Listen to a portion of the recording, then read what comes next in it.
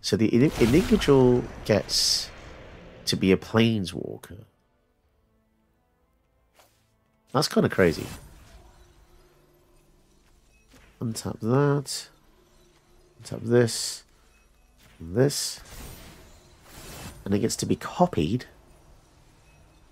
What? You are going to love this deck. Today we're using Urza, Lord Protector. However, the theme of the deck is it's a craft build. So we're using all of the craft cards available from the latest Excellence set, including the really awesome Enigma Jewel, which lets you add 2 colours to spend on activating abilities, which includes Urza's own ability to transform into Urza Planeswalker. And as long as we get the Whitestone and Wheatstone out, we're going to be able to flip him pretty easily, as long as we've got the Enigma Jewel out. And we've also got Training Grounds out, which is pretty similar to that ability as well. So let's see how many of these awesome artifacts we can actually craft and transform into the other side with this awesome, weird amalgamation of a few themes. Okay, fine, we'll keep the hand. It's a good hand. But, yeah. No crafting. Oh, yes, here we go. Here we go. Individual. We got ourselves a crafty craft. This is pretty cool. Comes and tapped. Add double colorless to activate abilities. And then we can craft it into some crazy thing. And we even get to play some ramp, which is nice because we want to get out our double white pip removal for the Scarab Guard. 4 mana. Suppose we can go for the midnight clock here. We can even stun one of their creatures. Yeah, okay, we're in a pretty good situation here. I like this. See if we can show off some of these cool abilities. Obviously, we can't flip hers until we have the Whitestone and Wheatstone, so the Enigma Jewel is only half of the equation. Interesting. So they're going to create a zombie. Let's flash this in. Stun the zombie so it can't hurt Artefairy. And then we're going to tuck Liliana to bed. Good night. Good night, my dear. See you soon. Okay, and keeping Teferi out is going to be pretty important. Because we need an extra land. Oh, land tier. So they want to mill stuff to get the Scarab God. They've gone for black on Coastal Hut with only black mana out. That's interesting. 2 on the top. Let's lose a life, see what we mill there. Oh yeah, there she is. Of course, I should have known that. She's on top. So let's draw a card. Land. Hey, look at that. Perfect. Then I'm going to use the apparition on the Palantir because that's very synergistic with Scarab God. Gives them a lot of choices in the graveyard, and it's just a very strong card. Like either damaging us or drawing a card. Either way, it's great.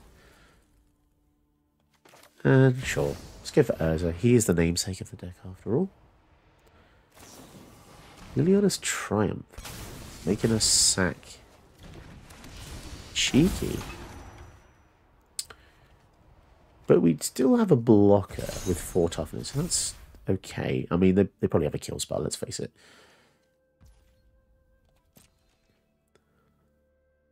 Are they going to bluff attack? Give it Death Touch?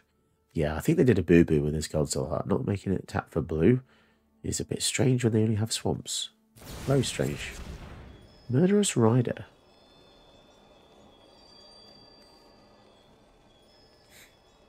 Sad times there. Okay, fine. He's done his job. He got the Liliana. Let's put a counter on here. We might be seeing Teferi again in the near future. So we can clear the field, but I'd rather wait until the Scarab God comes down.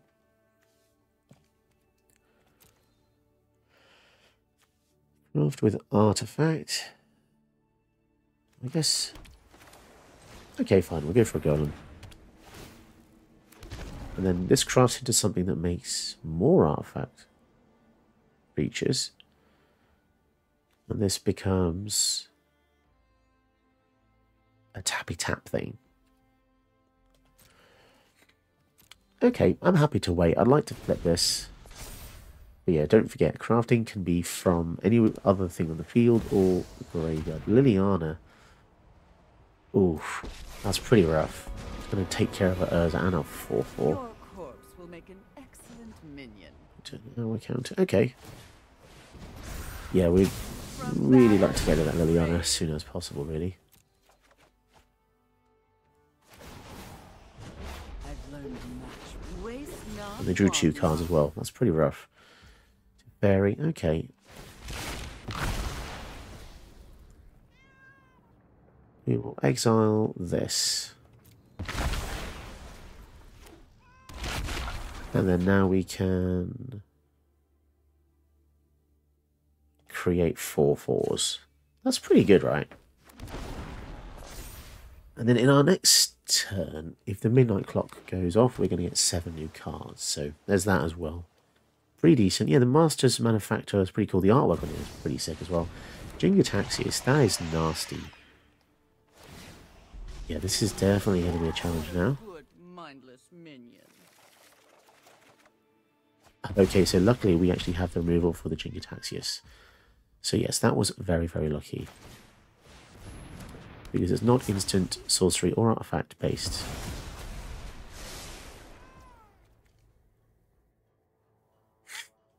Now we're going to tap the zombie in order to kill the Lily. So this braided net proving to be very nice here. Bit of a weird card thematically, just the net, like, taken out as a zombie for a bit. I guess that would work in real life. Who knows? But yeah, killing Liliana here is the important thing, and I'm very proud I managed to do that. Ugh, well, this was unpleasant. Okay, so let's face it, I think the unwanted, sorry, the midnight clock there is the OG, giving us all those new cards. And now hopefully we can try and take over the game. Oh no, Shieldred. What's in the graveyard? They don't have... Okay, they've got Shieldred getting a Shieldred. That's annoying.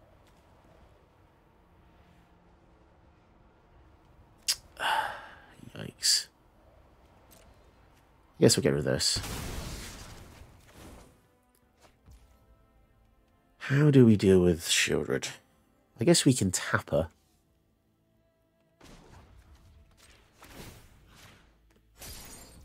And try getting in there with all sorts of creatures and stuff.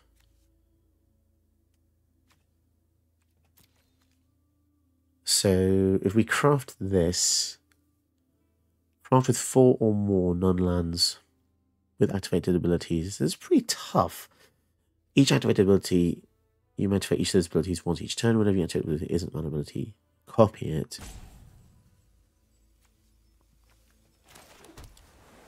I think the Monastery Mentor plus 1/1s are going to come in really handy here.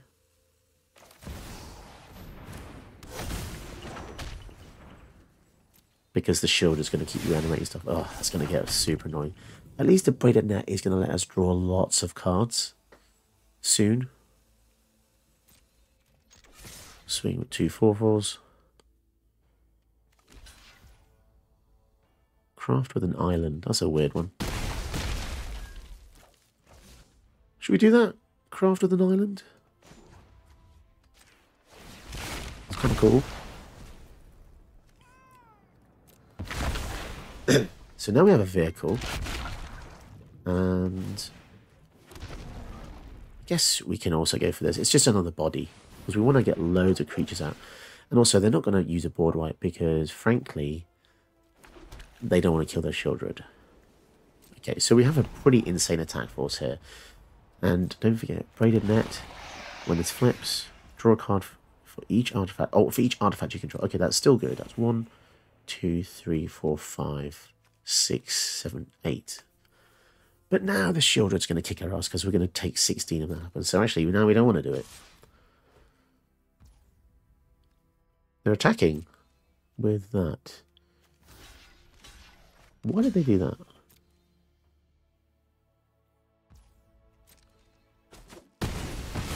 Huh. Did they have a board wipe? If they have a board wipe, they lose the Shieldred.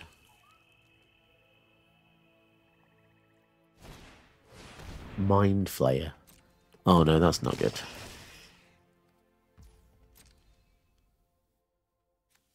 That sucks. That sucks. Okay.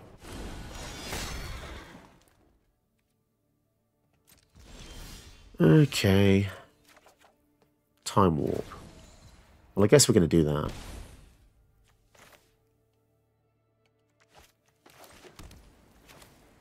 How much mana do we have after this?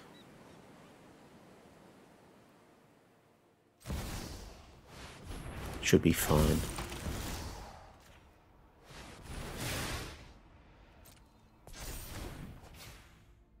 And stun something, I guess. So we'll stun these children until next turn. And can't be blocked. We can crew.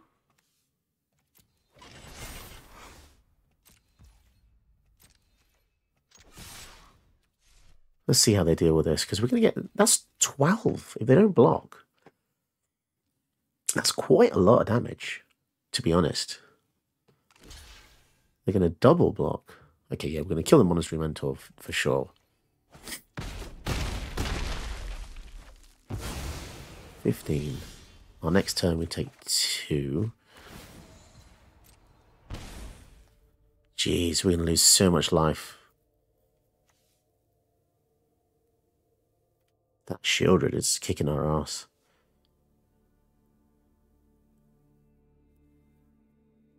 Exile one or more other artifacts you control to mana cost value X. Return artifact card from go to the battlefield. Okay.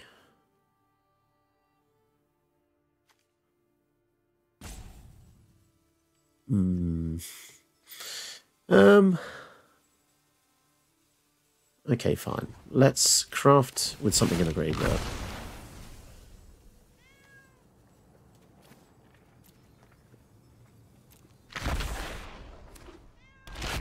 How much damage do I want to take? So we've got 1, 2, 3, 4, 5, 6. We're going to lose 12.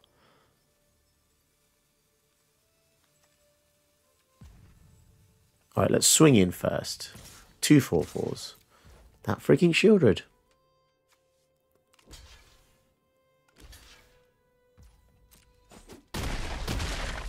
Okay.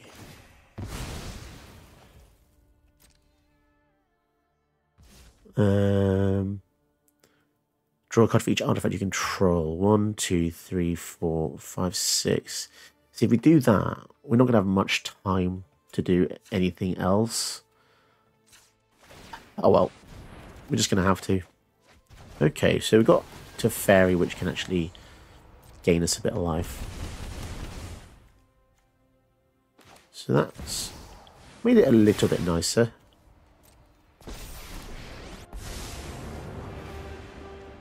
Oh, we can make loads of 4/4s now too. Okay. So we're on tap. 1, 2, 3. Make another dude. So now they're going to just need a board wipe or they're pretty much dead.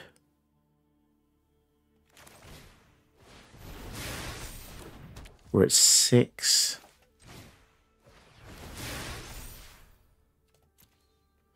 Can they kill us?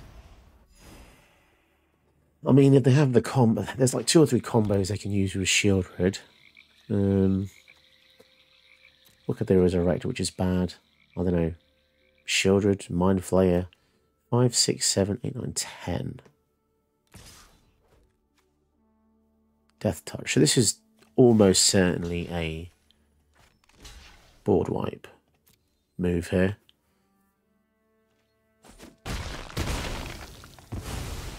Almost certainly. Nobody would do that. Is it Blood in the Snow? Oh, it's Invasion of Fiora. Destroy everything, basically. Okay, fine. At least we're not dead. We're not dead yet. Oh no, they have a kill spell as well. Barrage Expertise, that's actually really fantastic.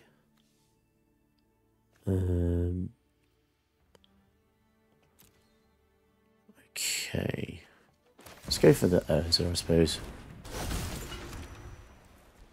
Going for an artifact, which we can then make a dude with this. This is really good. And then pass turn to them. So now they can go for the Scarab God plus any creature they want, which is kind of freaky because we've got some really good ones, and so do they. And they don't have to do it until the very last moment, which is annoying. Market Gnome. Clay-fired bricks.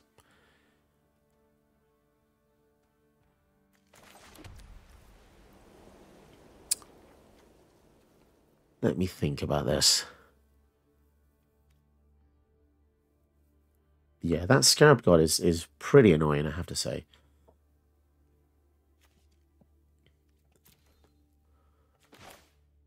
Maybe we just stall? I don't know. I actually do not know what to do.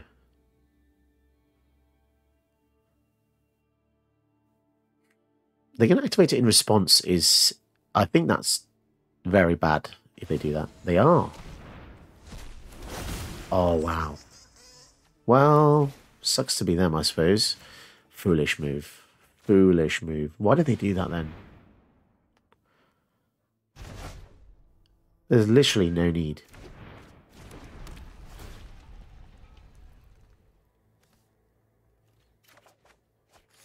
Yeah, the timing was pretty poor, I have to say. And yes, we can make this into a huge boost for our army.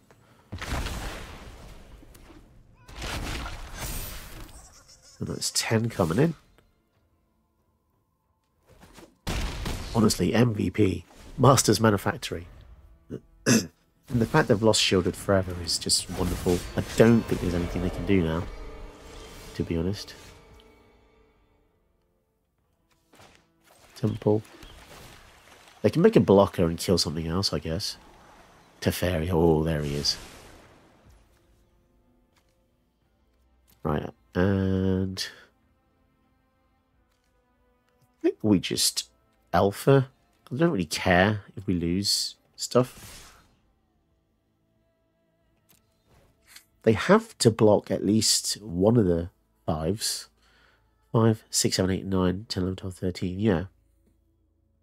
They have to block one of the big ones. What creatures do they have? So they have a Shieldred, but that's going to come back as a 4/4.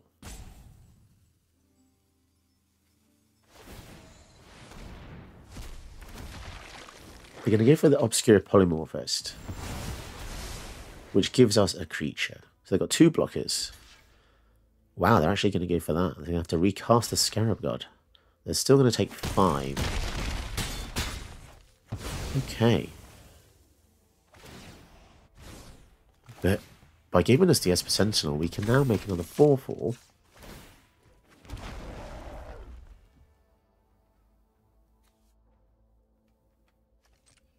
Let's see what happens when we do this.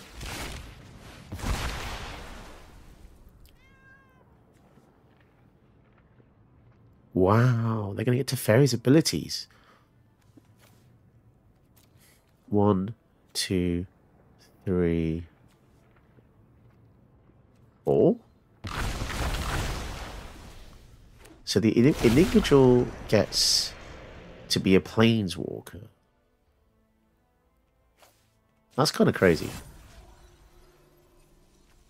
Untap that. Untap this. This. And it gets to be copied. What?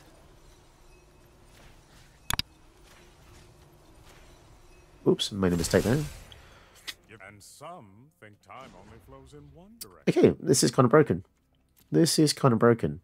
A planeswalker artifact thingy. And then we can make another dude. I think needless to say, they are in quite a pickle now. So the Scarab God does come back, but they're going to need Blood in the Snow or Bust, I reckon. Which they could have. Wow, that was an awesome game with very weird things. Okay, starting hand doesn't seem too bad. Sadly, we can't play the Esper Sentinel on turn 1. Ruin Crab, so it's like a mill deck. Okay, so now we can go for the Sentinel turn 1, so that's nice. The alternate path there would have been the Wayfarer's Bauble. Interestingly, they're milling us, which isn't too bad because our deck does synergize with stuff in the graveyard with the craft mechanic. Here comes Malcolm. And we'll just pass a turn. So, interesting to see how much milling they actually do here. It's a pretty strong card. This used to terrorize Standard for quite a long time. And older formats like Modern, Historic, maybe Legacy, Fraying Sanity. Oh god.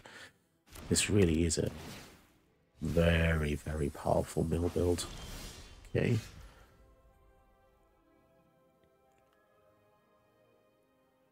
Starting to worry a bit now. Let's go for Urza.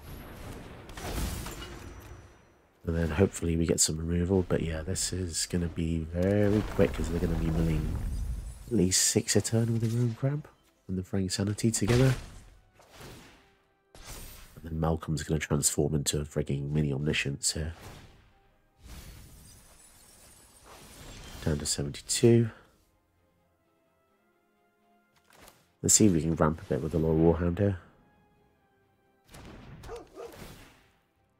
Annoyingly, we're not really going to be able to get any combat damage in because there's 3 toughness from the Ruin Crab. Let's try and get the Braided Net out because if we can get this out, we might be able to stop Malcolm from attacking. But they might counter it, so... Very Mastermind, okay. And a Spell Pierce. Wow. Hyper aggressive. Hyper aggressive build. So much removal is in here. Get Lost. Swords. Fragment Reality. All the good stuff. How the heck are we going to take care of these ones? I feel like we're just being stonewalled by the algorithm. It's just not giving us anything. Oh, and yet more removal that we needed. Goodness me. David's Veto. None of this is really going to help. Let's try and swing in.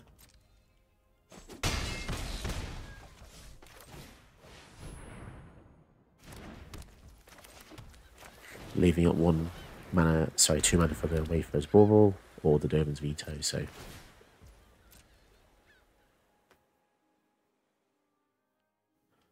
Are they going to make us draw? No? Okay. I think they were tempted there to pay. Area goes in the bin. Down to 60. They're even swinging with a Ruin Crab. Interesting. Was that a mistake?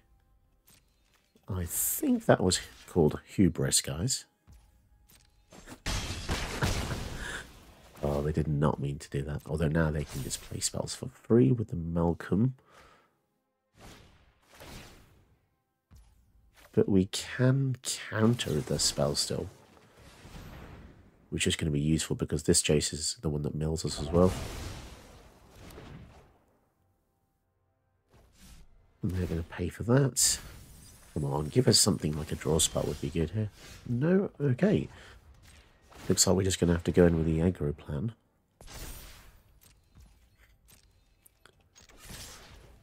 So that's 3, 4, 5, 6, 7, 8 damage. I'm pretty close to lethal. They're going to make us draw the Fairy Mastermind, which means they draw as well. Day of Judgment. I mean, that's a good escape plan, I suppose. If everything goes horribly wrong. Just going to swing in with that. Okay. Interesting. I mean, we're at 11 ourselves. You know, we're also dying from this stuff. Coming in over the top. Curiosity. Let's go for the Wayfarer's Bauble.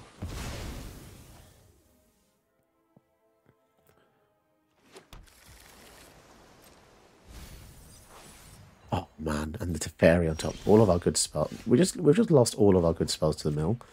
It's kind of crazy. All we've drawn is lands here.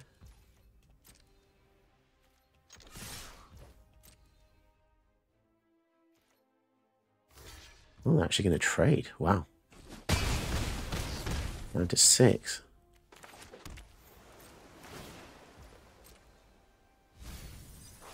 Okay. So they're going to be drawing extra cards from the Curiosity as well. So we are in quite a bit of danger now. And they're not even casting any spells, which is kind of scary. They're just banking all the removal and bounce and counter. Displace a kitten for free. Wow, that's actually pretty crazy. And a Ledger Shredder.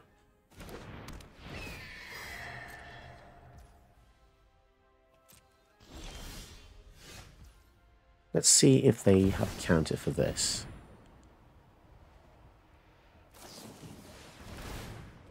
Okay, they do.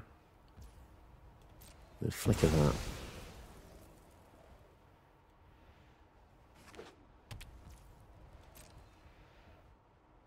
And they're going to pay for that as well. Oh man. It's such an unlucky game.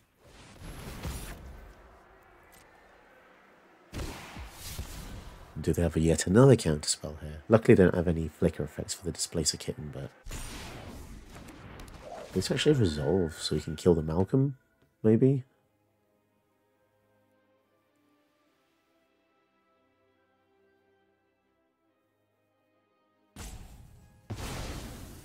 Okay. And now we can't get past the 3 toughness, which is very irritating. How is a blue deck defending against us so well? With just creatures. Kind of crazy, right? Blink of an Eye going to return that. Interesting. So they want to just give us back the Skyclave Apparition.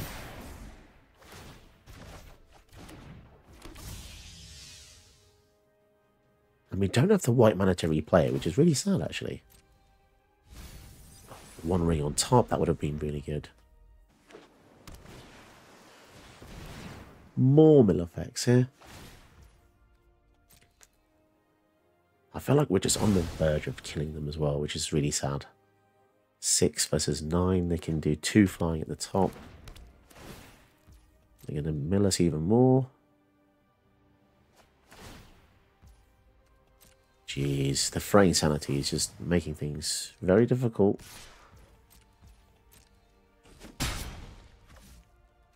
Okay.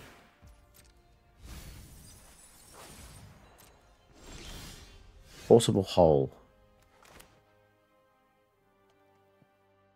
Right, let's try and get rid of... I'm not really sure. Maybe displace a kitten, because we can try and get in with combat here. Hopefully no counterspell comes. Draw and mill. Oh my goodness, just so much mill.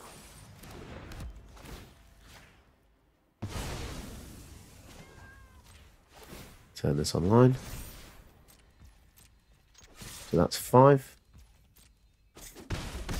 Down to 1. And we're at 39 still, so not 100% dead. Oh, I don't know, depends if they've got something like a Traumatize, like a mill half our library. Wow, I actually can't believe we won that. I was kind of panicking, to be honest. Let's give this hand a go. It's actually pretty decent if we can get to the Barrel's Expertise. I'm saying that in particular because the Myco Tyrant cares about getting itself and funguses out, or fungi. So Barrel's Expertise acts as like a mini board wipe here. Nested Shambler. I can almost guarantee there's going to be a Yawgmoth in this deck. And or Chatterfang Squirrel Man. 2 very powerful combo cards. Let's get the Maze Mind Tome out, start drawing. Extra cards will be useful.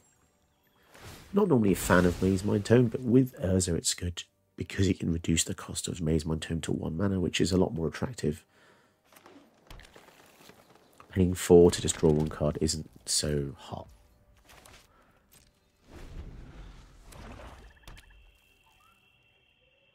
But yeah, this card's pretty good. Ooh, okay. Matt Zalanti. Some very wordy cards from this set.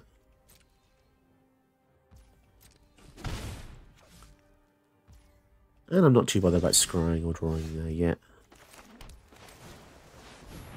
When we get desperate, that's when we're going to start using this, I think. Because we're not under immediate pressure. The Matt Zalani is... it's okay. When it flips, I suppose, that's when it gets scary. But they do need 4 mana for that. Which, I mean, they could do next turn, I suppose. Oh, but they have to have 4 or more permanent types in the graveyard. Yeah, okay. Creature land, so they're 2 off. Becomes the Myco Tyrant. So they're going to descend at least once with the Matsalandi.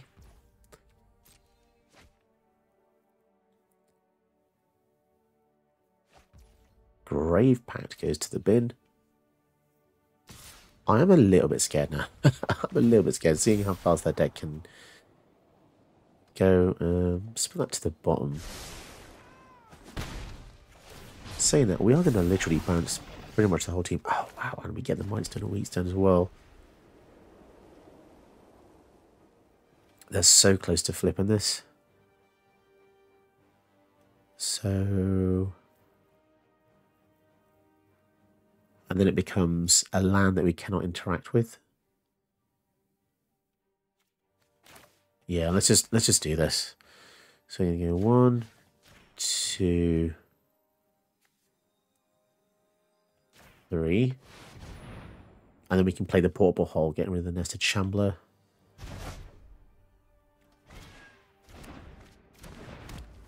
That's pretty satisfying, just clearing the whole field there. Okay, I feel a little bit safer. Kind of surprising how quickly that actually flips in hindsight. Because in their turn, they could have, I don't know, drawn and discarded something and then paid for, I don't know. Who knows? It is just scary when it taps for like at least 4 mana. Bloodcast. 4, 5, 6. So we can literally go for the Jing Taxis next turn.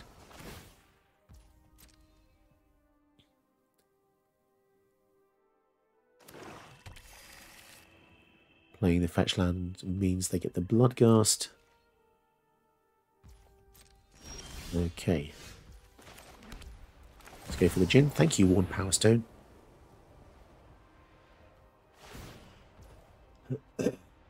So now they're going to have to deal with the Jing Ataxias, which is not impossible. There's a lot of black creature spells that just come in and make you sack creatures.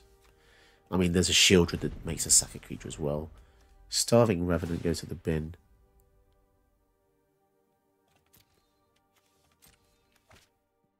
When it enters Seville 2, then for each card you put on top of your library, you draw a card and you lose 3. I was reading that.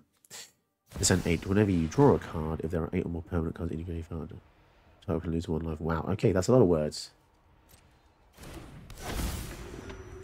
And now we've got the Yawgmoth, which can, I don't know, weaken Jin a little bit. Can't kill him though.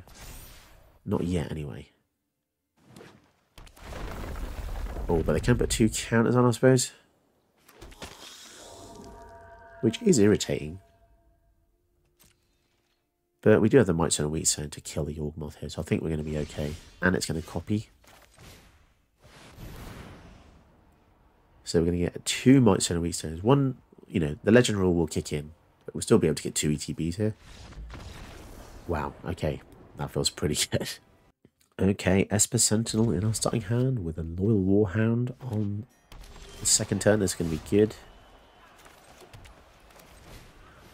So Loyal Warhound is always better when you go second because it means that your opponent should normally have more lands than you.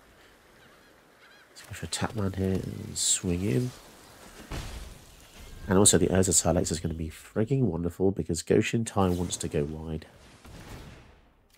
And Urza Silex makes sure we can deal with their entire field. And make it more fairer because we're going to be able to have the same number of lands as they are. So here I'm less inclined to just spam out my rocks because we have the Silex.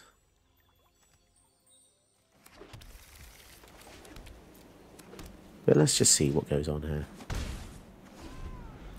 I definitely want to play this Silex before we start laying lands 7 and 8. Because this takes us down to 6 and I don't want to lose any. I want to be very greedy. So we could just play it and hold them ransom. Because when people see things on the field like this, it makes them play very differently.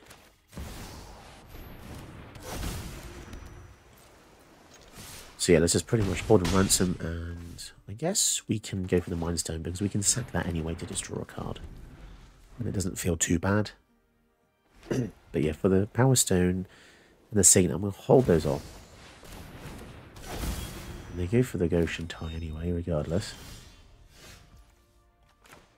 So yeah, we'll go for the ECT on the Goshen Tie. Do they have hexproof? They do. Okay, but we draw another card. Okay, well, this makes my next turn quite a bit easier because I feel like they've used the Heroic Intervention knowing we have the Silex. Although this only destroys, so the Heroic Intervention would have absolutely blown us out there.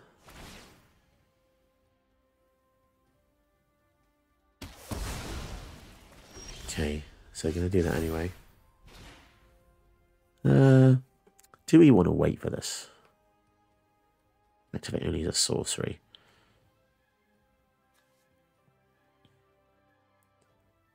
Can't do both. That's a shame. Okay, let's just blow up the field. Well, we can't do both if we want to retain land. Yeah, get Teferi to the hand. Nice. Okay, so they knew that was coming, but they still played the intervention anyway, so I don't know what to think about that. And now they're going to have to deal with Monastery Mentor and a whole army of non-creature permanents here. So they go for Goshen Tie again. Oh, Honden. That's brutal. But they know we have the Teferi. Is it a case of they want us to get rid of the Honden? Maybe they do. Maybe this is a trap.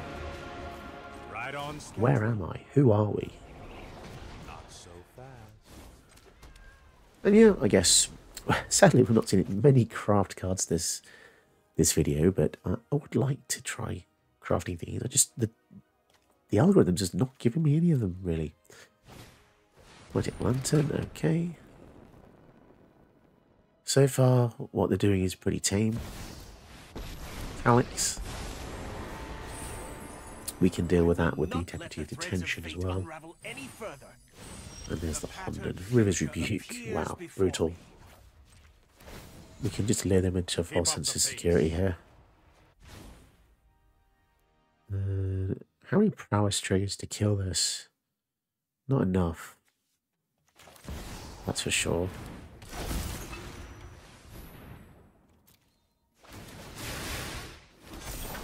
Oh no, it is enough, isn't it? Because it gives it to himself as well. Yeah, they're not in a great situation. My world And we don't even have to play the Otawara. Because I'd rather just keep it in hand as a bounce spell, because it's so freaking broken. Land with an ability that bounces artifact creature enchantment planeswalkers. It's kind of crazy. Here comes Goshen Tie, and we're going to River's Rebuke in our turn, and they're probably just going to concede. Deal it 2 to... Oh, okay. At least we're going to see what they get. Overwhelming Splendor, maybe.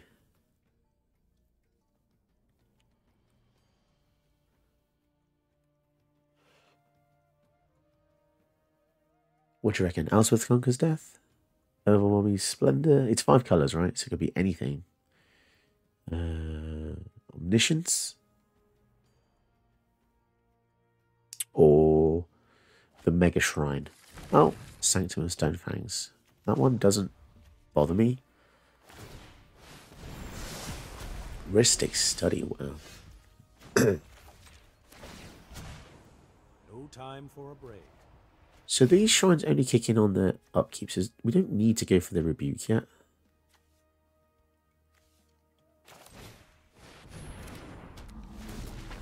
Let's tickle the Goshen tie.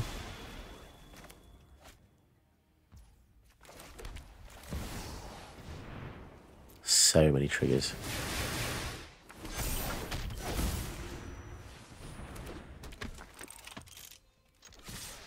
Swing with all. They haven't quit yet, so they might have one of the ultimatums. They might have a farewell. They must have a board wipe because they have the deputy of detention.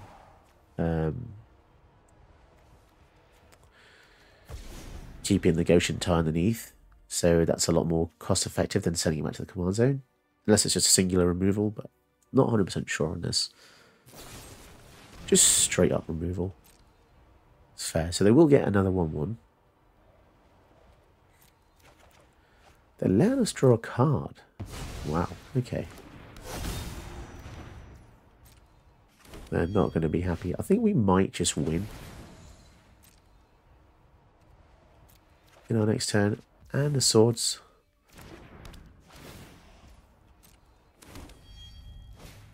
We don't even need to use the swords because we can just River's rebuked for the win.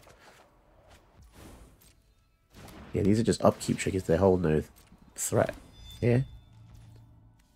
Use the Castle Vantress to scry 2. I think they can see the writings on the wall. Ooh. A mana rock. But still no crafting cards. Where are they all? Sayonara.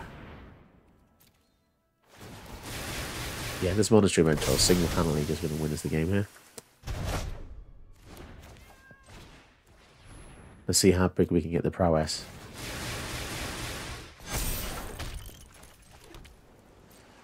Well, I don't think so. We're going to exile our own creature to get the prowess to even greater. Yeah, I know. A bit trolled, but I just want to see how much damage we can do. And the answer is... got them to -6. Okay, still no crafting though. Where's all the craft cards at? So I absolutely love this deck, sheerly based on the fact that it's nice to just go back to an old commander and give it new toys, and I think it works really well. I just want to thank Darkbeam for helping me come up with this deck list. We did a bit of a brainstorm together and decided he was probably the best guy for a craft tribal build, because the latest Stakes Land set doesn't really give you a crafty commander for Historic Brawl. So let's just take a look at some of the craft cards in the deck and just see which ones I thought were kind of the best ones. If you've watched the whole video, you'll know that Master's Guide Mural is incredible. It doesn't look very good whatsoever on paper, does it? But it really does surpass your expectations. The fact it just makes a 4/4 pretty much every turn is crazy. This is like a Planeswalker. Making a 4/4 is huge. The only downside is you have to have artifacts come in, but that's pretty easy with the deck. Unstable Glyph Bridge, I only used it once or twice, but I do like it. It reminds me a lot of Cataclysmic Gearhulk. Just being able to get rid of all their huge creatures. The synergy with Urza as well is ridiculous because his power is 2, which means he'll never die to the Unstable Glyph Bridge if you choose him as a survivor. So you choose a creature, by the way, not any number of creatures. So if they have a defender deck, they're still only going to get to keep one thing. It's really good. And when it flips into the Golem, it becomes pretty decent as well. I never use the Sunbird standard, so I don't really know what to say, but it does seem pretty good. Flying Vigilance Haste is kind of nice on the other side. The net, absolutely incredible. It's so flavoursome as well. This is definitely top-down design. So top-down design means that they looked at the flavour and worked their way down rather than looked from the bottom up, which is mechanics first and then flavour after. If you're confused at the definition of that, just look at the artwork and you'll see the name of the cards at the top. So that's flavour, top-down design, or the abilities that was the bottom of the card, that's bottom-up design. That's what they talk about in R&D. Pretty cool. But anyway, this is a removal spell and it draws you a shed load of cards. This is fantastic. Really great. As you saw in the video, I got hit by Shieldred, took 12 damage, but I still managed to defeat them that game. Awesome. Lodestone Needle. This is actually pretty decent as well. Just study something is really good. I'm a huge fan of stun. I'm actually more of a fan of the front side than the back side. Don't really care too much about tapping their stuff. It's a bit trolly. It's decent, but I'm not too bothered. The Iceberg. Never used this one. But mill a card, draw a card, that's fine. And then when it becomes a 6/6, I guess that's pretty good as well. It's pretty huge. Spring-loaded Saw Blades, another decent removal spell. Clay Fine Bricks. This is okay. Gives you a basic plane, so that's, I don't know, yeah, I'd definitely use that again. It's very reminiscent of a lot of the other white cards that do this. This is kind of like a weird one. Milling yourself randomly, it's okay. It's not fantastic. The Enigma Jewel, this was an absolute all-star, getting to become a copy of basically Teferi, who slows the sunset. It's kind of wacky, getting all abilities of all Planeswalkers, which is something I didn't even think of. Really cool. It requires a lot of setup, though. The Urza Clan Landmark, yeah, it's fine. It's just Scry 2. Again, we're just cramming in all the craft cards available in these colours, basically. But they all kind of work really well, and then Market Gnome, which is nice just to give you a little bit of a bonus whenever you craft. So yeah, I'd say out of all of them, the Enigma Jewel, most exciting, and the Master Guide Mural, definitely craft those if you want to put it in this theme deck. The rest of the deck is just a decent Azorius shell. Not much to really see here. It's the shell that you've probably seen me use before in other decks, but just made way for the new craft cards, which I really enjoy. I definitely will be keeping this deck though, which is rare, because normally when I make a deck, I don't have enough space. I run out of slots. You can only have 100, and I keep running out of deck spaces because I keep making more decks. Yeah, I recommend crafting this if you want a bit of something different, and it's not really on the ladder. You won't see many people using Urza like this, so you'll really put people off. They'll be like, what the hell are you using? Tech list will be in the description below, so make sure to check it out. And yeah, you can support my channel via Patreon. Check out in the description below. And thank you once again, Darkbeam, for helping me brainstorm this build. Did you know that you can help my channel by watching another one of my videos? Go ahead, you know you want to.